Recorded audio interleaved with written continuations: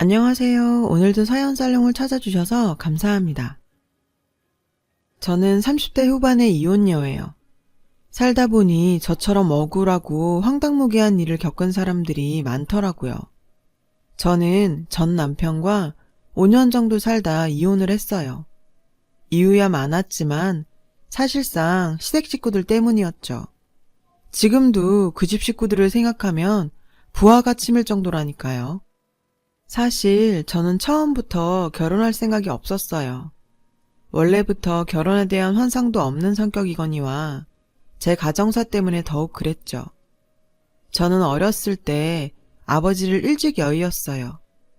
아버지는 오랫동안 아프셔서 병원 생활을 하셨고, 어머니는 아버지 병수발 때문에 집 팔고 세간 팔고 오랜 시간 고생하며 사셨어요.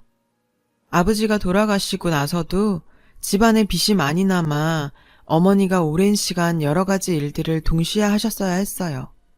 청소일이나 식당 설거지, 가끔은 파출부 일도 하셨고요. 일가 친척들도 저희 집을 도와주지 않았어요. 그래서 저희 모녀는 서로 의지하며 열심히 살아왔죠. 다행히 제가 일찍 철이 들어 학교 다닐 때 공부를 악착같이 했어요. 학교에서 기초수급자나 한부모 가정에 지원해주는 프로그램들을 부끄러워하지 않고 기꺼이 참가했어요. 지원도 여기저기 신청해서 받을 수 있는 건 다 받았고요.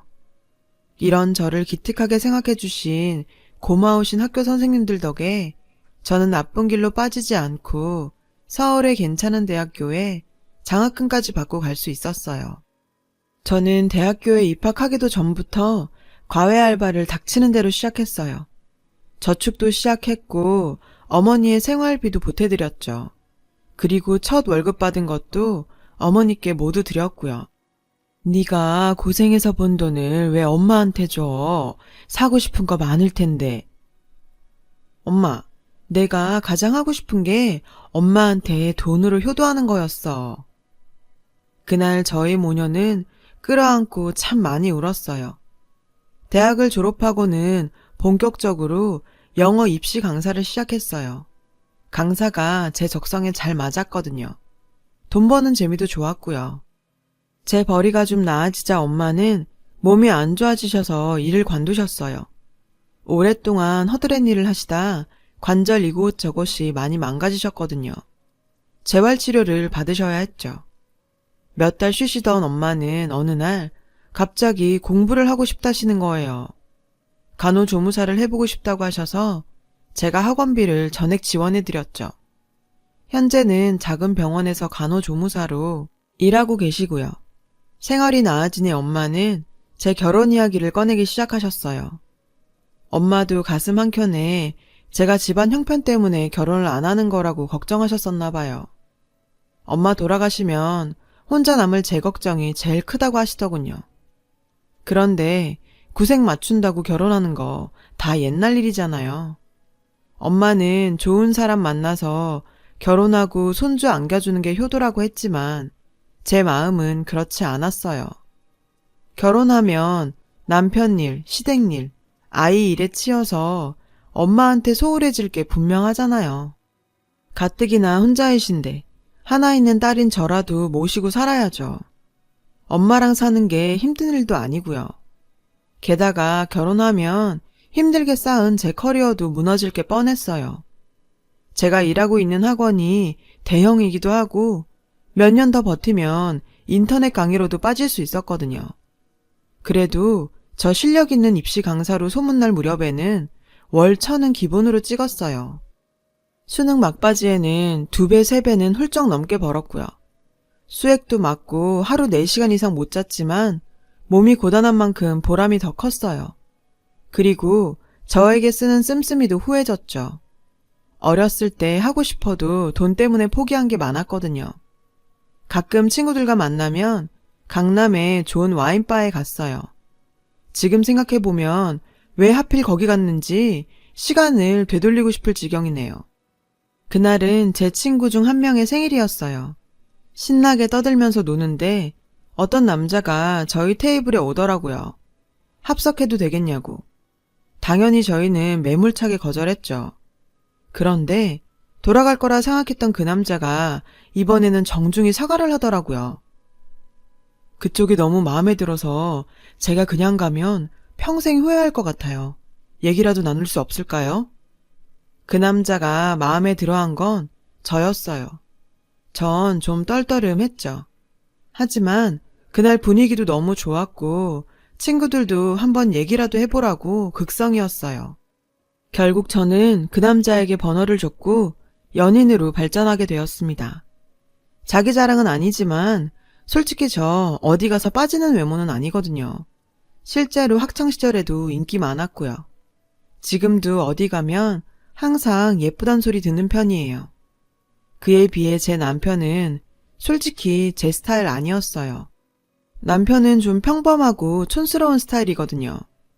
끌고 다니는 외제차나 입고 다니는 옷 보면 돈은 아주 많아 보였지만 전 솔직히 그냥 세련되고 몸 좋은 남자 좋아해요. 그런데 알고 보니 남편은 제가 다니는 대형 학원의 건물주에다 작은 사업체도 운영하는 사장이었어요. 학원 건물 말고도 서울 시내에 건물이 몇 개 더 있다고 하고요. 남편의 조건도 꽤나 괜찮았고 성격도 저와 잘 맞았어요. 그런데 남편과 제가 1년 남짓 연애를 했을 때였죠. 어느 날 남편이 결혼 얘기를 꺼내더군요. 아영아, 내 나이도 있는데 슬슬 결혼 생각해야 하지 않을까? 내가 연애 시작할 때부터 말했잖아. 오빠는 내 상황 잘 알면서. 솔직히 저도 고민 많이 했어요. 30대에 괜찮은 신랑감 찾기 힘들잖아요. 여태 결혼 안 한 제 친구들만 봐도 맨날 선보러 다니는데 눈에 차는 사람 없다더라고요. 키가 작거나 대머리거나 둘 중 하나만 해도 괜찮은 신랑감이라나 뭐라나. 혀를 내둘렀죠. 외모가 좀 괜찮다 싶으면 직업이 별로거나 이혼남이라 하더라고요. 겉도 아니면 성격이 아주 이상했죠. 제가 프로포즈를 거절하자 남편은 자기 집 얘기를 했어요. 남편의 말에 따르면 그의 집안은 부동산 갑부였대요. 제가 아는 건물 말고도 서울 시내에 큰 건물이 대여섯 채 정도 되고 월세만 해도 자식의 자식까지 일 안 하고 먹고 살 정도였죠. 남편은 저는 물론이고 저희 엄마까지 평생 금전적으로 풍족하게 살게 해주겠다며 저를 끈덕지게 설득했어요. 저에게 물질적으로 심적으로 구애도 열렬히 했고요. 솔직히 그렇게까지 저에게 물질적으로 잘해주는 남자는 처음 만나봤어요. 그냥 저에게 턱턱 뭐든지 해주는 것이 그때는 사랑으로 보였었나 봐요. 미쳤었죠. 남편은 저희 엄마에게 찾아가서 막무가내로 인사까지 드렸어요. 저 데려가서 평생 호강시켜 주겠다면서요. 엄마는 저희 남편을 너무 좋아하시면서 우시기까지 했어요. 그런데 그때까지도 제 걱정은 끝나지 않았어요. 바로 남편의 식구들 때문이었죠. 웬만한 집의 사람들은 아닐 텐데 절 마음에 들어 할 것 같지 않았어요. 저는 해도 그만 안 해도 그만인 결혼이었지만 시댁에서는 절 돈을 보고 남편한테 달려드는 된장녀라고 생각할까봐 걱정부터 앞섰죠. 남편이 솔직하게 다 말하더군요. 시댁 식구들 성격이 모두 장난 아니라고요. 하지만 합가할 생각도 없고 여동생이 거하게 결혼했다 말아먹었으니 우리에게 큰 기대는 없을 거라고 하더라고요. 결국 시간이 어찌어찌 흘렀고 저는 남편의 프로포즈를 받아들였어요. 그때 처음으로 시누이를 만났고요. 와, 정말 성형 많이 했더군요. 눈은 있는 대로 다 쬐고요. 몇 번을 찝었는지 가까이서 보면 수술 흉터가 보여요. 거기에 코 수술, 입술 필러, 이마는 또 어찌나 빵빵한지 성형이야 자유니까 그러려니 했어요. 시누이는 백수예요. 외국에서 패션 디자인 전공했지만 직장은 다녀본 적이 없대요. 굳이 일해봤자 지방 건물에서 나오는 월세에 비하면 쥐똥이라면서요. 안녕하세요. 오빠한테 얘기 많이 들었어요. 학원 강사시라고? 그런데 나이도 있는데 결혼하면 일은 관두실 거죠? 네? 아니요. 전 일 계속 할 거예요. 상견례 자리에서 시누이는 대뜸 제 직장 문제를 거론했어요. 남편은 시누이에게 그런 문제에 참견하지 말라고 혼을 냈죠. 시댁 부모님들은 절 아주 좋아하는 것 같진 않았지만 형식상 예의를 지켰고 그냥저냥 아들의 결혼에 대해 관심 없는 눈치였어요. 그렇게 전 결국 결혼을 하게 되었습니다. 남편이 살던 아파트에서 신혼살림을 시작하게 되었어요. 그리고 행복하게 살기만 하면 되는 줄 알았어요. 그런데 그날부터 시누이와 저의 갈등이 시작되었어요. 시누이는 하루가 멀다고 저희 집에 찾아오는 거예요. 그리고는 별별 트집을 다 잡아 저를 괴롭혔죠. 청소가 제대로 안 돼 있다. 왜 아직 애를 안 만드냐? 몸에 문제가 있는 건 아니냐? 어머니 생신상은 어떻게 차릴 거냐? 심지어는 제가 10년째 키우는 강아지에게도 참견했어요.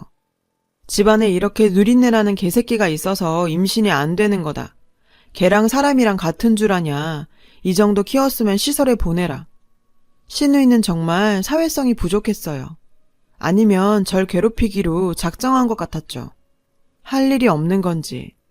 남편이 뭐라 하면 저랑 친해지고 싶다고 얼굴을 싹 바꾸는 거예요. 시누이가 괜찮은 사람이라면 대화라도 해봤겠죠. 그런데 시누이는 정말 하자가 많았어요. 만나는 남자친구도 이상한 인터넷 BJ였고요. 정상적으로 만나는 관계도 아니었고 시누이가 전폭적으로 스폰해준다고 하더라고요. 그 남자애랑 호텔에서 거의 살림을 차린 것 같았어요. 시누이는 이혼 전부터 남자 BJ 여러 명한테 스폰 제시를 하고 다니다가 남편한테 꼬리를 잡혀서 이혼당한 거라고 하네요. 그런데 시누이는 부끄러운지도 모르고 BJ와 뽀뽀하는 걸 자기 카톡 푸사로 해놓더라고요. 그러면 사람들이 자길 부러워할 줄 아나 봐요. 게다가 시누이는 저와 시부모님 사이까지 이간질을 했어요. 제가 학원 일을 계속하려고 일부러 피임을 한다고요. 전 해명을 하려 했지만 싸움을 그냥 포기하고 남편에게 이혼을 선언했어요. 왜냐고요? 결정적으로 시누이가 저희 엄마 욕을 했기 때문이에요. 새언니, 남자 잘 만나 한미천 잡고 싶은 심정 모르는 거 아닌데 그래도 이건 아니지 않나? 아무것도 없이 몸뚱이 하나 딸랑 들고 들어왔으면 적어도 손주 하나 시부모님께 안겨드려야지. 그래놓곤 학원 일을 계속하겠다고? 제 할도리는 안 하고 언제까지 자기 욕심만 채울 셈이야? 하긴 팥출부하는 천한 애미 밑에서 뭘 보고 배웠겠어? 이래서 집안에 사람들일 땐 그 부모 자리를 봐야 한다니까? 시누이의 말에 전 더 이상 참을 수가 없었어요. 그래서 시부모님이 계신 자리임에도 시누이의 뺨을 철썩 치고 말았죠. 물론 제가 잘했다는 건 아니지만 그래도 지금껏 열심히 살아온 우리 엄마를 적어도 저런 여자한테 욕보이고 싶진 않았어요. 시부모님도 그런 마음을 조금은 알아주실 거라고 생각했고요. 그런데 너 지금 어른들 앞에서 뭐 하는 짓이니? 니네 친정에선 시부모님 앞에서 이러라고 가르치디? 시어머니는 시누이의 막말은 전혀 문제 삼지 않은 채 제 행동만 탓하시더군요. 초록은 동색이라고 자신의 딸이 막대 먹은 언행을 말리기는커녕 그게 왜 틀린 말이냐고 우기시면서요. 그제야 알았어요.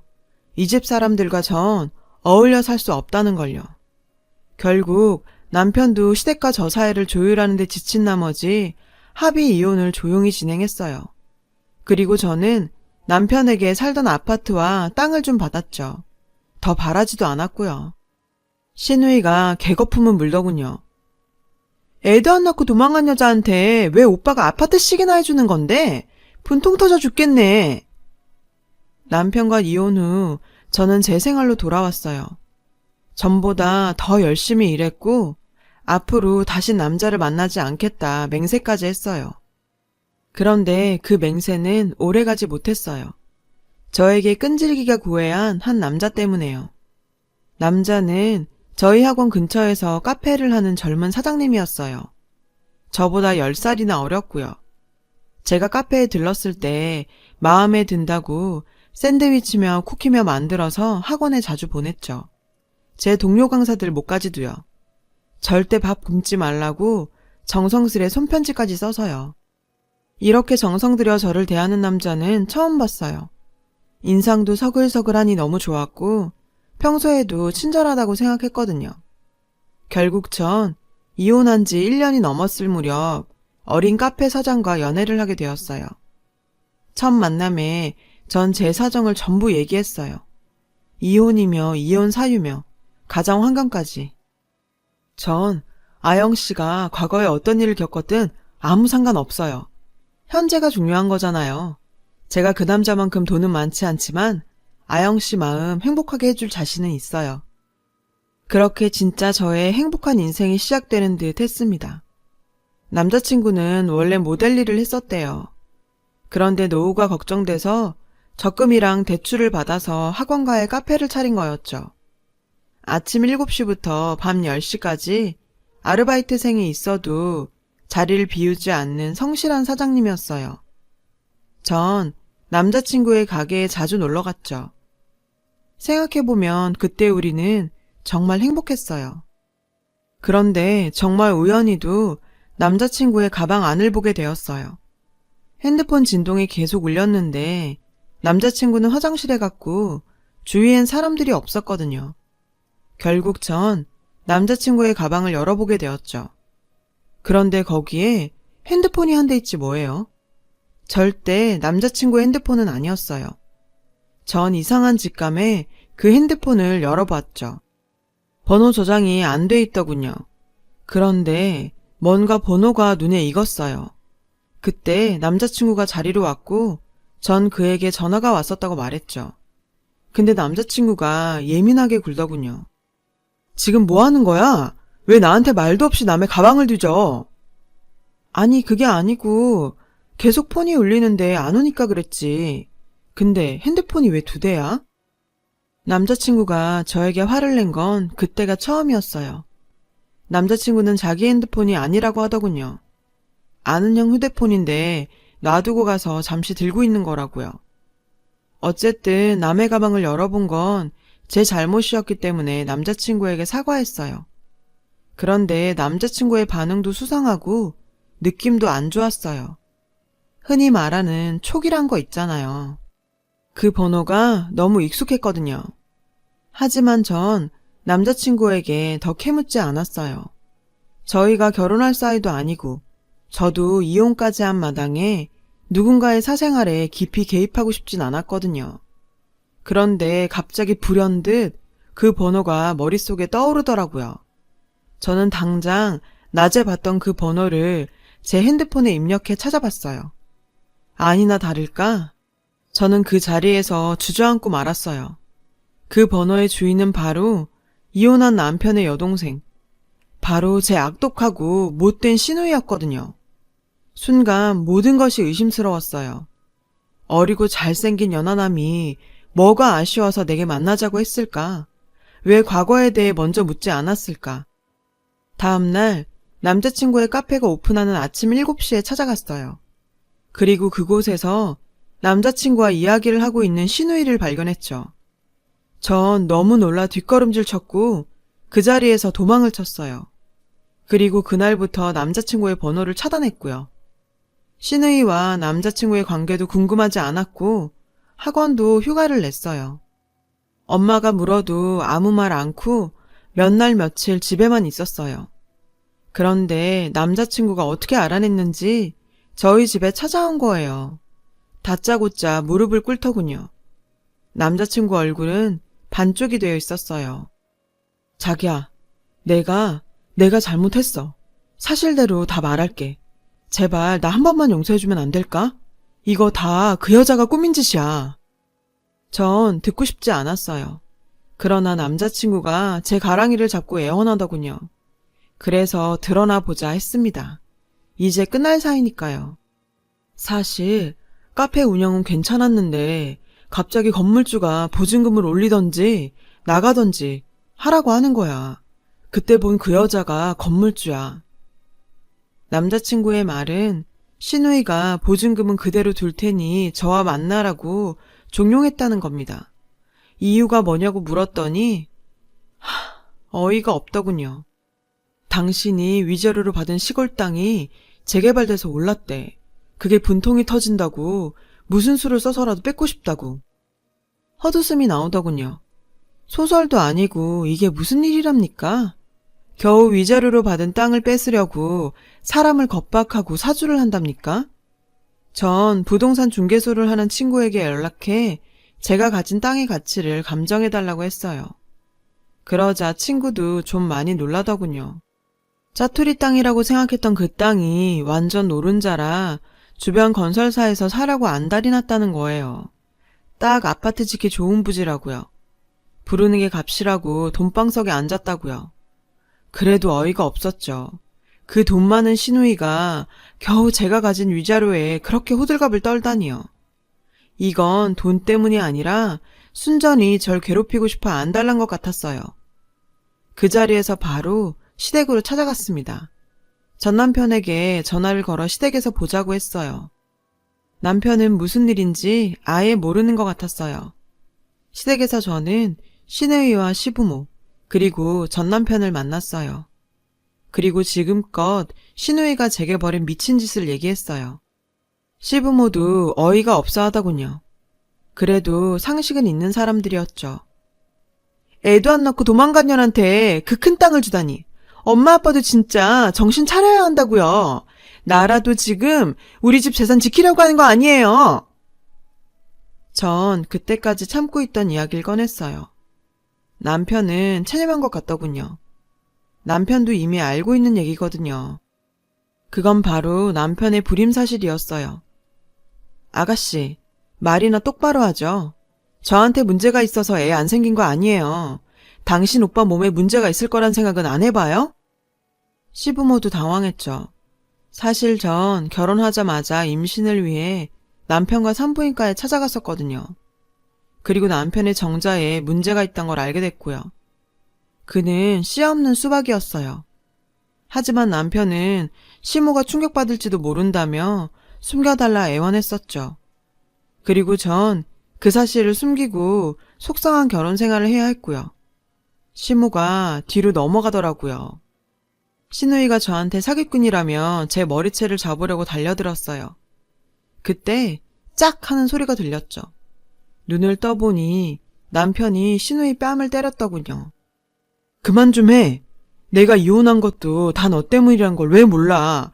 제발 정신 좀 차리라고. 오빠가 감히 날 때려? 시누이는 남편에게 맞은 것이 처음인지 어안이 벙벙해서 코를 만지며 거울을 보더군요.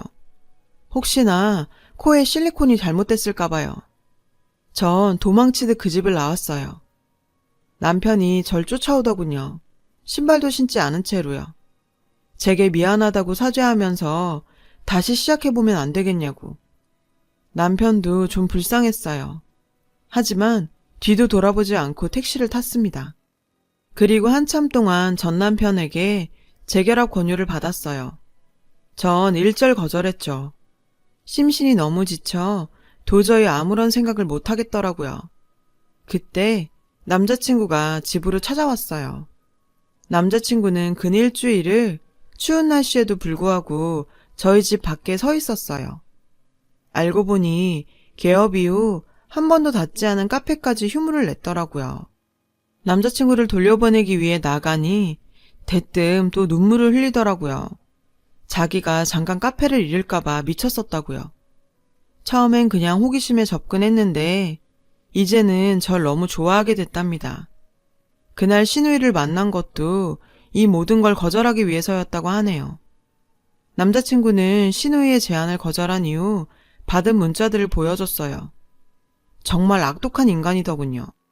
온갖 추잡스러운 10원짜리 욕에 협박성 문자가 수백 통이었죠. 저 때문에 이 사람까지 시누이랑 얽혔다는 사실에 미안한 마음까지 들 정도였어요. 한숨만 나왔죠. 결국 저는 이 사람의 손을 들어줬어요. 비록 시누이로 인해 얽힌 인연이지만 놓치고 싶지 않았거든요. 그리고 그 사람은 지금까지 저와 예쁜 사랑을 하고 있어요. 나중에 들어보니 시누이가 제게 그런 짓을 한 데에는 정말 어이없는 이유가 있었어요. 바로 쓸데없는 질투 때문이었죠. 제가 성형을 하나도 하지 않아서였어요. 신우이가 제 사진을 보면서 자기 얼굴이랑 수시로 비교를 했나 봐요. 희한한 게 제가 연예인 정도의 외모도 아닌데 말이에요. 쓸데없는 질투는 사람을 참 추하게 만드는 것 같아요. 어쨌든 전 그 이후로 한 번도 신우이나 남편을 만난 적이 없어요. 신우이가 인터넷 BJ랑 결혼하려고 준비까지 다 했다가 사기당했다고 하네요. 그 덕에 시부모가 신우이 앞으로 준 건물도 날아갈 처지고요. 전 여태껏 권선징악이라는 말을 믿은 적이 없는데 신우이를 보니 틀린 말은 아니지 싶어요. 저도 이번 일을 반면교사 삼아 쓸데없는 것들에 눈이 멀어서 나와 타인의 인생을 망치는 일이 없도록 정신 바짝 차리고 살아보려 합니다. 지금까지 긴 제 사연 들어주신 분들께 감사드려요. 행복하세요. 여러분, 사연 댓글에 응원과 현명한 조언 부탁드려요. 좋아요와 구독은 저에게 큰 힘이 됩니다. 오늘도 좋은 일 가득하세요.